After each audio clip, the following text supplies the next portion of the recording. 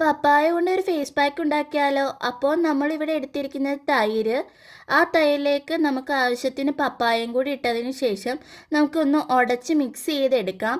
ഈ ഒരു കൺസിസ്റ്റൻസിയിലാണ് നമ്മൾ ഉടച്ച് മിക്സ് ചെയ്തെടുത്തിരിക്കുന്നത്. ഏത് ഫേസ് പാക്ക് ഉപയോഗിക്കുന്നതിന് മുമ്പ് മുഖം നന്നായിട്ട് വാഷ് ചെയ്തതിന് ശേഷം മാത്രമേ ഫേസ് പാക്ക് അപ്ലൈ ചെയ്യാവുള്ളൂ. അപ്പോൾ നമ്മളിവിടെ മുഖം വാഷ് ചെയ്തിട്ടുണ്ട്. അപ്പോൾ നമുക്കിത് അപ്ലൈ ചെയ്ത് കൊടുക്കാം. നമ്മളിവിടെ മുഖത്തും ചെവിയിലും കഴുത്തിലുമാണ് അപ്ലൈ ചെയ്യുന്നത്.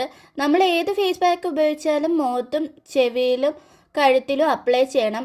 അല്ലാത്ത പക്ഷം നമ്മൾ മുഖത്ത് മാത്രമാണ് അപ്ലൈ ചെയ്യുന്നതെങ്കിൽ മുഖത്തിനൊരു കളറും കഴുത്തിനൊരു കളറുമായിട്ടിരിക്കും. അപ്പോൾ ഈ ഒരു ഫേസ് പാക്ക് 20 മിനിറ്റിന് ശേഷം നമുക്ക് കഴുകിക്കളയാവുന്നതാണ്.